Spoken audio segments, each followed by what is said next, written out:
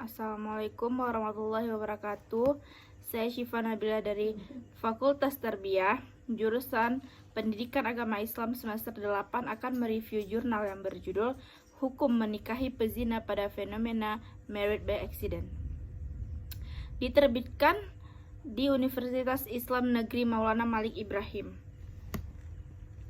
Diterbitkan oleh Nasrullah.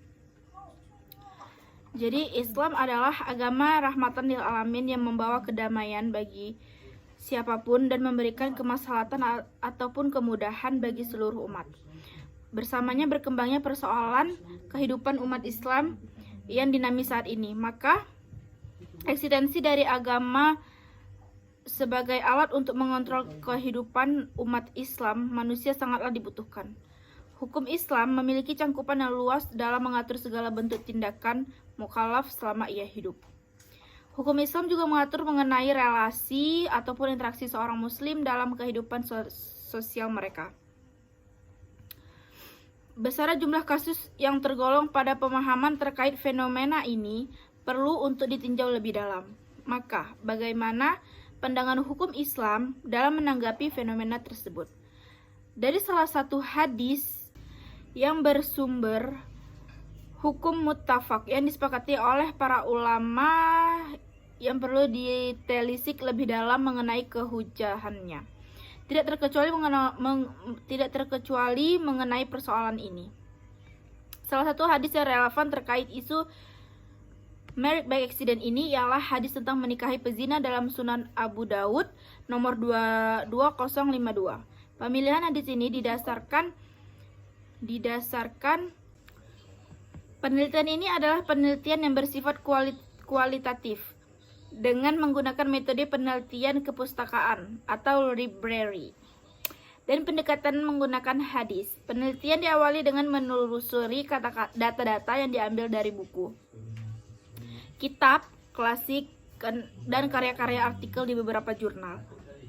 Karya ilmiah berupa skripsi dan tesis maupun mengumpulkan penelitian yang berkaitan dengan tema married by accident.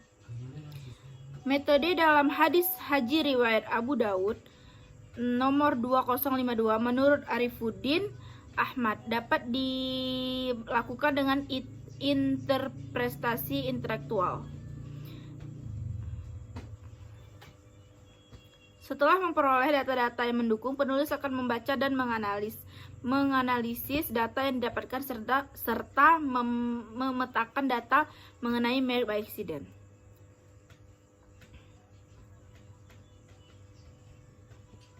Kemudian dari hasil-hasil paparan data yang diterapkan, penulis memberikan pembahasan berdasarkan analisis terkait married by accident dan hadis mengenai pelaksanaan married by accident dan menarik kesimpulan. Dan juga beberapa hadis yang sebagai bayan al-ta'kid. Maksudnya ialah hadis mempunyai peran dan fungsi untuk memperkuat hukum-hukum yang sudah ditetapkan di dalam Al-Quran. Maksudnya sunnah hanyalah mengulang apa yang dikatakan Al-Quran, sehingga suatu perbuatan mempunyai dua sumber hukum sekaligus. Berdasarkan beberapa pendapat ulama mazhab Syahiri dan Hambali, pernikahan dengan orang yang melakukan zina, baik laki-laki maupun perempuan, tidak dianggap sah sebelum adanya pernyataan taubat. Namun pendapat lain dari jumhur fuqaha, yakni Abu Hanifah, Malik, dan Syafi'i, menyatakan bahwa tidak diharamkan dan dianggap sah pernikahan antara seorang penzina dengan yang bukan penzina. Pernikahan tersebut tetap sah karena tidak membuat seseorang itu keluar dari agama Islam. Maksudnya masih menikah dengan sesama muslim, sesama orang Islam, maka dinyatakan sah. Hal tersebut didasari atas pemaknaan mereka terhadap kata diharamkan.